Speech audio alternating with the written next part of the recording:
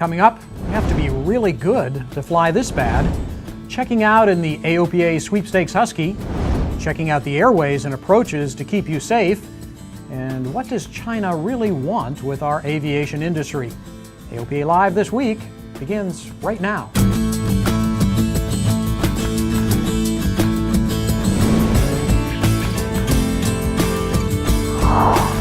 Hello and welcome to AOPA Live this week for July 19th. I'm Tom Haynes. A federal judge this week said negotiations may begin for the sale of Hawker Beechcraft to Beijing-based Superior Aviation. The AFL-CIO tried to block the deal in court. The union represents Hawker Beechcraft factory workers. It claimed that Superior Aviation is really financed by the Chinese government and that Superior would eventually move U.S. jobs to China. The judge, however, didn't buy it. So now the clock starts ticking on the 45-day exclusive negotiation period.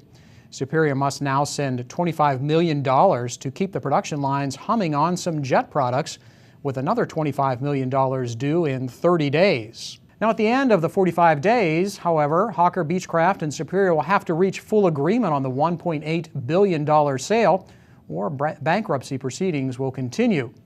So the union is afraid of jobs and technology fleeing to China. It's true the Chinese government wants the country to become a major player in aerospace industry.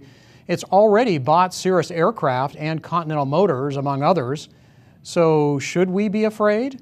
Well, we asked the man who literally wrote the book, China Airborne, which was published this May. Jim Fallows is a journalist, pilot, Cirrus owner, and national correspondent for The Atlantic magazine.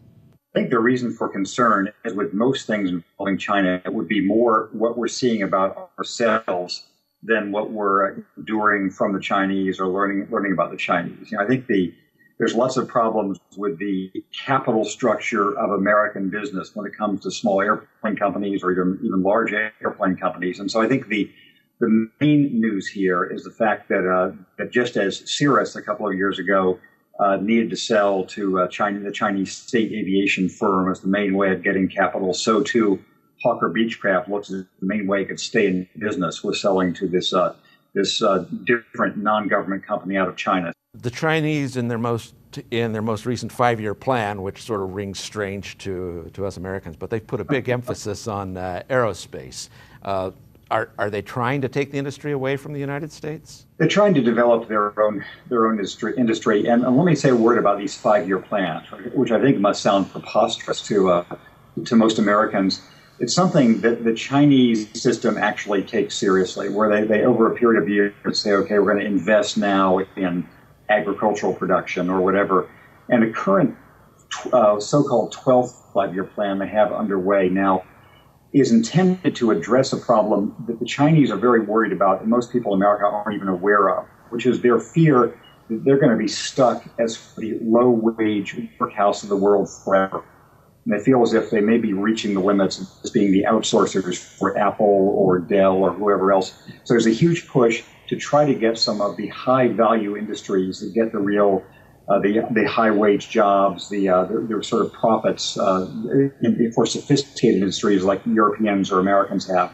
I mean, what changes would we have to see in China for it to develop a world-class aerospace industry? Well, let's talk in two different halves. One about what it would mean to have it be a big flying sort of GA or business aviation type of hub. The other is to be a competitor, having its own Boeing, its own Gulfstream, its own Cirrus, even though it owns Cirrus now. As a flying destination, again, it's mainly it's partly infrastructure of having the airports, having the nav aids, having the gas and all the rest. And they are as rapidly as they can building those things. And then it becomes this matter of the control of the airspace. And one of the most fascinating things I try to describe in my book is how American volunteers from the American Chamber of Commerce, from the FAA, from some of the big companies, have been working with Chinese regulators to try to move the bar, move the needle, so that it becomes a freer place for aviation. And you don't need 2 weeks. When I first was flying in China 6 years ago, it took a couple of weeks advance notice for a flight plan. Now it's an hour or two. So that's still something, but it's not as crippling. For China becoming an aerospace power overall, a lot of people have said that this is kind of the crown jewel for China, not just because aerospace is traditionally the biggest export sector for the U.S. and these companies are so important for us, but also because if the Chinese system could accomplish that, it would suggest they've done a lot of other things well, too. They've been able to have smooth regulation of sort of safety checks and commercial operations and weather and military aerospace. They've found ways to coordinate with international safety bodies in a kind of seamless way, which has been difficult for them. That they've been able to have very high quality manufacturing and standard setting, which is a sort of hit or miss, so to speak, operation in China now. They develop checks and balances of the kind that are built into our regulatory system at all levels, but are again much more personalized in China, and they have that, and that they had high-level universities and research centers, which is a struggle for them. So it's, we naturally think aerospace is important because we like it. Our counterparts in China and sort of industrial developers and government ministers in China, or more generally, view this as a kind of the leading indicator of whether their country is going to make the next step towards being a really modern economy. So here's a paradox for Americans. In one way, it is more threatening for us if we think that China has a really robust aerospace industry.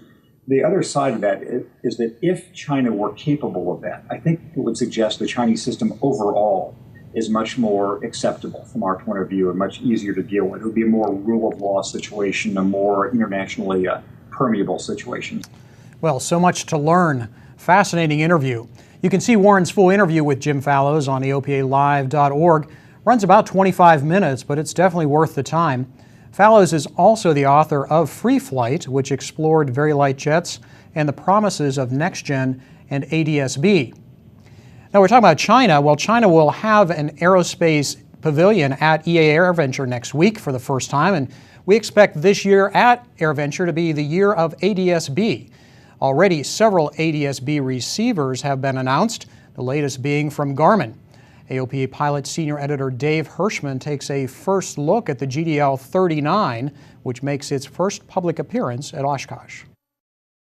What we're looking at here is Garmin's new GDL-39, which is an ADS-B receiver. The promise of this one is that it shows weather and traffic on an iPad or any of the Garmin portables from the 396, 496, 696 or 796, and it does this via a Bluetooth connection from this device that looks like a little Atari game joystick, but it's actually a very sophisticated ADS-B receiver that receives on both the 1090 and UAT frequencies. And the promise of this receiver is that without any wires, it can show weather and traffic on the iPad or any of these portables. And that's sort of has been the holy grail. It's the benefit of this entire next-gen elaborate ADS-B system. And now it's, for the first time, pilots are starting to get some of the benefits of this system that's been talked about for many, many years. And something else new from Garmin, the Glow is a wireless GPS receiver that connects via Bluetooth to your iPad or Android device. And it uses both US GPS satellites and Russian GLONASS birds. That means it can lock on faster and should be more accurate. The aviation version will sell for $129 and will include a cockpit mount, power cable, and a 6-month Garmin Pilot flight planning and navigation EFB subscription. Well, if you're heading to Oshkosh next week to check out the latest avionics and aircraft, Sporty's Pilot Shop has an app for you. The free app has all the maps, times, places, and schedules to help you make the best use of your time at AirVenture. I downloaded it the other day and it works great. The app is available for iOS, Android, and Kindle Fire. You can find links to the app at sporties.com. Well, a lot of us are headed to AirVenture next week, and that includes your Tougher Than a Tornado AOPA Sweepstakes Husky. We'll give away the Husky later this year, and whoever wins it will get a thorough checkout from AOPA Pilot Senior Editor Dave Hirschman. We thought we'd give you a little preview of what that checkout might be like. Well, this is about the closest that I'm ever going to come to winning a sweepstakes airplane. You see, as an AOPA employee, I can't win one.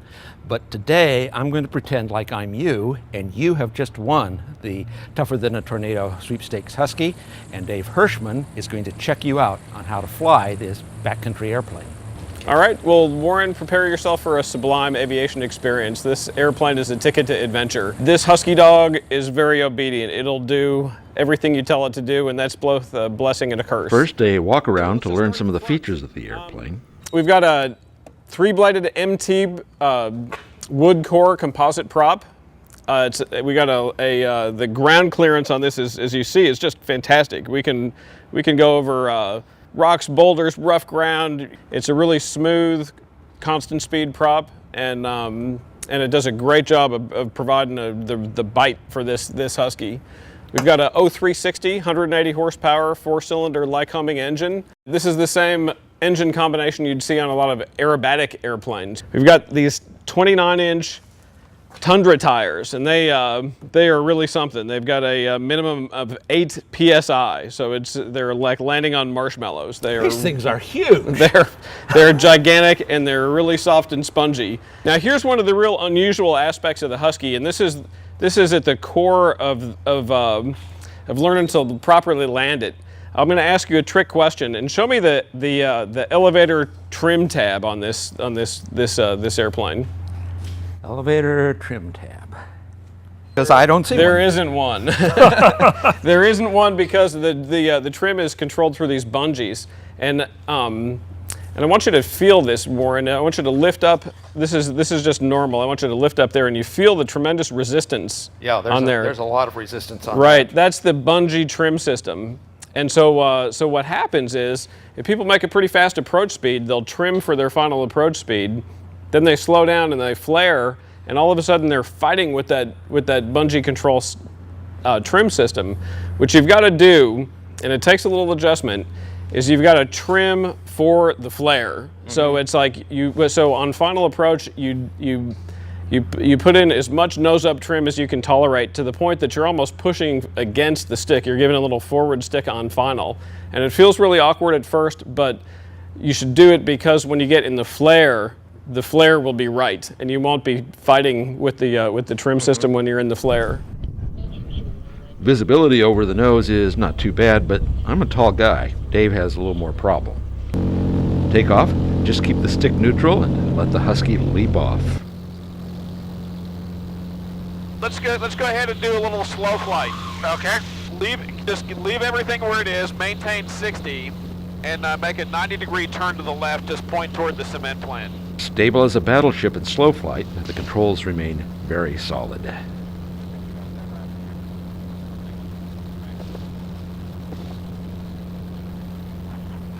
All right, perfect. Roll out. Just keep raising the nose. Keep pulling back on the stick until we get a stall. When we do get a stall, just go ahead and recover straight ahead. Plenty of warning for the stall, but 40. There's the stall warning and the stall brake. Power. Just let the nose come down. Easy now. things then happen fast. Now to the real challenge. Husky 40 Whiskey Yankee, I do have sets of traffic coming up on about a 2.5 mile final for runway 23. Make short approach to the grass. Option in the grass area at your own risk. Use caution.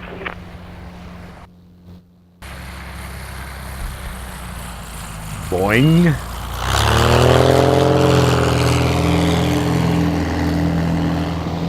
Okay, flaps up, 75. Again. Okay, excellent approach. This is right where you want to be.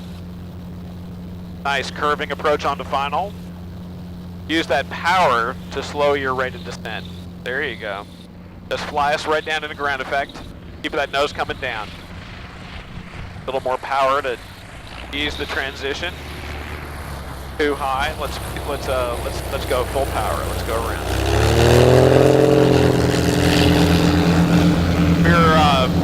You're feeling for the ground. You're doing the bonanza transition, you know, where you're rounding out from the approach attitude to the landing attitude. In this one, there's no round out. There's just either flying or flaring. And again.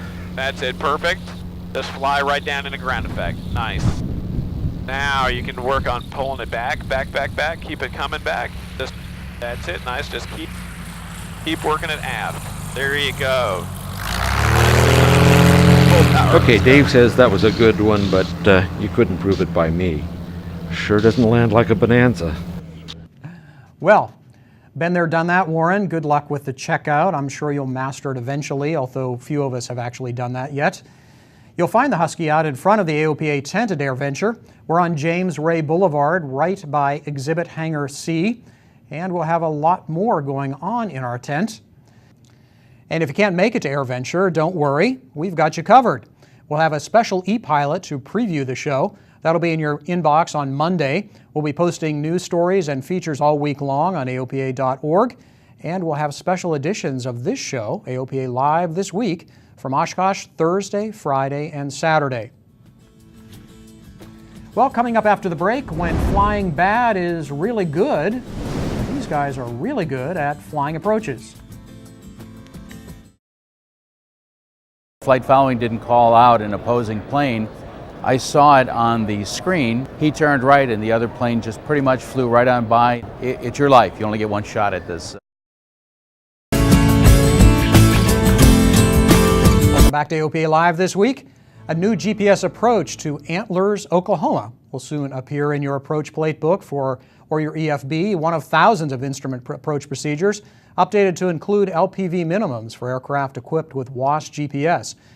The FAA is also upgrading the aircraft that check and monitor every approach and navigate in the country, along with many around the world. It's all for NextGen, the modernization of the National Airspace System, and our own Jim Moore took a ride in one of the first King Airs to be updated. Having your intended runway materialize as you penetrate a low overcast may seem like magic, but keeping those sophisticated systems in perfect tune takes a non-stop operation by a fleet of specialized flight crews and aircraft. All instrument flight procedures are verified before they're published, and then again, periodic requirements are required for instrument approach procedures. All precision procedures are verified once every 270 days, and all non-precision procedures are flown once every 540 days. Throughout the year, we incorporate new amendments to procedures and new procedures in with our periodic workload. The flight inspection fleet of the FAA serves both military and civil aviation. It's a fleet of 32 aircraft. Many of those aircraft are based here in Oklahoma City, including one of the first King Air 300s to be updated for next-gen operations. The 20-year-old workhorse has been overhauled inside and out. This is kind of like a skunkworks airplane where we've got upwards of probably 20 antennas on the airplane, and of course we have redundant systems front and back. The pilots have their own systems, the normal flight is IFR certified airplanes obviously, and they have about 16 different receivers up front. We have the same receivers in the back, and we have a few extras they don't have. We can do checks down to centimeters, literally down to a centimeter level. You can do a Cat 3 to a centimeter to 0.1 centimeters with differential GPS. This flight will test the new LPV approach to Antlers Municipal, 80 Foxtrot, along with other navigation aids along the way. And Flight 675, verify you're going to Antlers now? Affirmative, we're actually heading right now direct to the fixed DESD on the way to Antlers. Okay. This is kind of nice. This is something new we've never had before. We have an analog RMI in the old airplanes, but this is a new digital, and so this is a nav map, as I said, a moving map.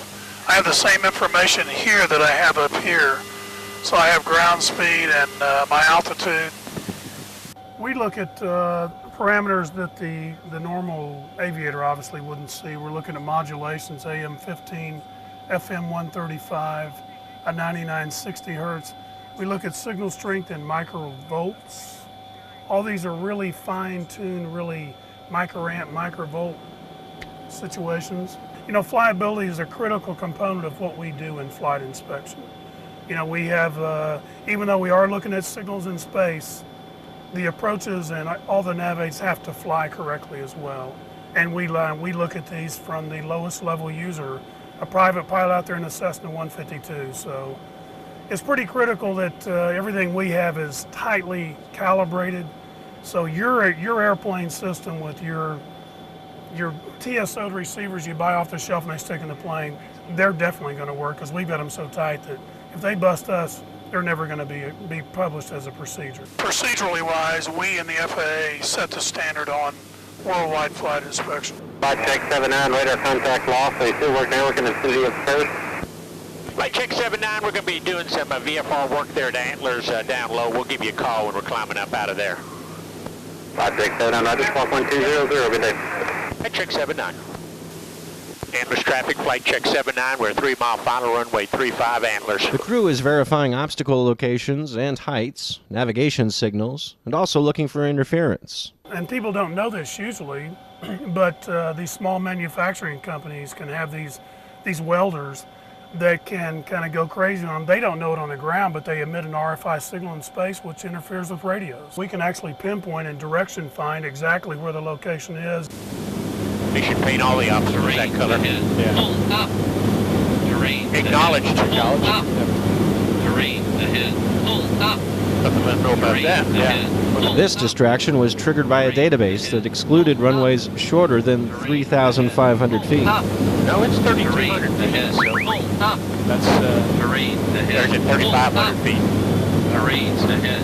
Hold up. No. Terrain ahead. Hold up. Terrain ahead. I put it on. If you could terrain and pivot far right. Hold up. Lights are satisfactory. Okay. A database update will prevent future distractions as Flight Check 79 and the other aircraft that patrol runways around the world visit an airport near you. In Oklahoma City, this is Jim Moore, AOPA Live. Center. Well, time does go by. I did a similar story when those King Airs were new 20 years ago, and of course we didn't have GPS or TAWS back in those days. It takes a staff of about 530 people, pilots, technicians, mechanics, dispatchers, and administrators to keep up with the demanding flight check schedule. Look for a story with more details, including some of the unique hazards and challenges of overseas operations, in an upcoming issue of AOPA Pilot. In one answer to the challenge of getting more people flying, AOPA has created an advisory group of 10 flying clubs. That's all part of AOPA's ongoing flight training initiative. The things that surround that initiative really are geared to getting people into aviation and teaching them how to fly, of course providing rental aircraft to them after they've learned. The Flying Club initiative is kind of a sister initiative to that. One can play off the other very effectively. Flying clubs offer, in addition to airplanes, of course, a very well-refined community around the pilots, social activities, so something to do even if you're not flying that day. You can go to the club and enjoy the Saturday. AOPA identified more than 600 successful flying clubs across the nation. We selected 10 clubs of different sizes and attributes that are all market leaders. These Pathfinder clubs will advise AOPA on developing guidelines and programs to improve and create more flying clubs. Well, a couple of busy days for AOPA executives down in Washington, D.C. this week. On Tuesday, it was a hearing before the National Transportation Safety Board on emergency locator transmitters. There's a strong push from the search and rescue community and from regulators to force all aircraft owners to install the new style 406 megahertz ELTs. But AOPA says there are other ways to accomplish the goal of being able to find a downed aircraft. We have technologies like SPOT. Certainly the FAA's Next Gen program will bring search and rescue capabilities that we don't currently have under the current system. And technologies like Spider Tracks offer low-cost alternatives for search and rescue needs. And the next day, Melissa was in front of Congress to testify about the Contract Tower program. The Aviation Subcommittee of the House Transportation and Infrastructure Committee held the hearing on Wednesday. Melissa told the panel of the value that contract tower controllers add to general aviation pilots. Of the 250 contract towers in the program, 89 serve general aviation airports exclusively. Your continued support of this critical program is important to aviation safety. The proceedings come as the Department of Transportation Inspector General is in the middle of an audit of the Contract Tower program. Committee members say the Contract Tower program continues to save taxpayer money and enhance aviation safety.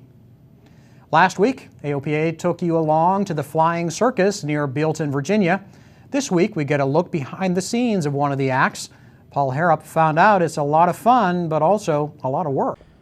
Among the biplanes popping balloons, the Red Baron and its little cart, and even the wing walkers, one act stands out at the Flying Circus Air Show. Turn the engine off!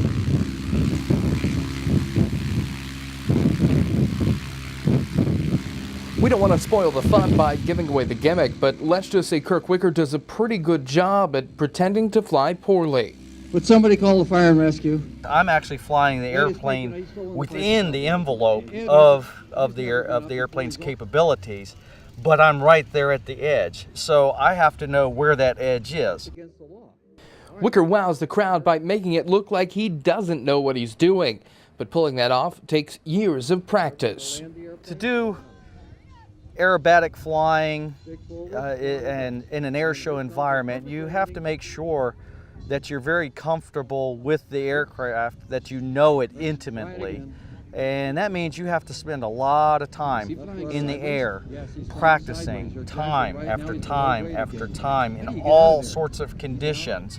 And it's not something that you just, once you learn how to do it, you stop. You continue to do it over and over and over again, practicing for every contingency that you can possibly think of. He says the J3 Cub is a great airplane for an act like this one. That act itself is not an act that you fly looking at a lot of instruments. It's all by feel. You know, you feel the airplane. It talks to you. The Cub is a real good airplane for that. As it slows down, as it gets closer to the stall speed, it'll start to shake the stick ever so slightly. You get a little burble, and it talks to you, lets you know you don't want to go too much further. Whoops, no, little too much there. At the Flying Circus Aerodrome near Bealton, Virginia, Paul Harrop, AOPA Live. Some impressive flying for sure. When we come back, our Cessnas head for Zambia as our Flying in Africa series continues. From your first skyward glance, the dream of flight compelled you. And from your first glimpse of a Cirrus, you realized that dream had a name. Cirrus Aircraft. Go where you've never been before. Finally this week, let's head back to Africa and rejoin my flying safari with my wife Brenda and John and Martha King of King Schools. Our flying safari journey continues north from southern Botswana toward Zambia. But before we take off, I have to explain those epaulets. Airport officials worldwide seem to love their officialdom, and especially when clearing customs out of or into a country, it helps to look official, so we became quick change artists with the pilot shirts. The epaulets worked, and we breezed through all the airports. So here we are in Botswana, approaching Francistown, and we'll be clearing customs outbound at Francistown, going into Livingstone, Zambia, where we're going to look at Victoria Falls. And then tomorrow we'll be heading back into Botswana and heading down into across the Kalahari, part of the Kalahari, into the Shindi area, where we're going to be looking at some more game down that way. It should be great. A little bumpy today as we get over some rising terrain in Botswana. But all in all, a great flight, good weather all in all, a little bit of haze, but just a beautiful day for flying in Africa. The pilot shirts and epaulets helped us through the paperwork at Francistown, and we were on our way quickly to Zambia and the Falls. Flying up the Zambezi River, we did our best to stay out of Zimbabwe airspace, as that country is not as welcoming to tourists as it once was. En route, we could see the rising mist from the falls miles away. Transient pilots fly over the falls at 6,000 feet MSL to avoid the helicopter tours down lower. At a mile wide, the falls is the widest in the world. The constant mist leads to a rainforest-like condition just downstream of the falls, an area dominated by 8 twisting gorges. While our skylines provide an amazing perch from which to view the falls, there is no substitute for seeing them from the ground either. Welcome to the Victoria Falls, one of the 7 natural wonders of the world. The falls are so impressive from the ground because you can literally walk right up to the edge. Unlike at Niagara Falls and other dangerous places in the States, here there are no fences to keep you from, well, sticking your toe in the water, should you please. On the other hand, if you do so, there's little hope of survival should you slip and take the ultimate plunge. But that's your decision, so watch your step. The Hanks Aero Adventure planners came through again, booking us at an amazing lodge a few miles downriver from the falls. We arrived right at sunset to see a much calmer but no less dramatic view of the river. The Tokolea Lodge is in the middle of a national park, and while the cottages are made of canvas, the place is anything but a campground. The tranquil river views from the private porches are a stark contrast to the roar of the falls not so far away. The lodge is mostly built up on stilts to protect the delicate ecosystem along the river, and, oh yeah, to protect the guests from wandering hippos. After a busy day of flying and touring, the lodge provided a welcome respite, complete with swimming pool, comfortable bar, and lounge. But all too soon, it is time to pull up stakes, so to speak, and head back up the river and into Botswana again on our next leg of the flying safari. Our most challenging runway yet awaits the Skylanes. Check back next week for that, and come along as we experience yet another way to see the remotest part of Botswana, the Okavango River Delta. Plenty more animal pictures coming next week when we go back out on safari. And that's AOPA Live for this week. Remember that next week we'll have special shows from AirVenture 2012 in Oshkosh. Join us next Thursday, Friday, and Saturday as we dress more casually and bring you all the news, fun, and excitement from the world's biggest general aviation event. I'm Tom Haynes. See you then.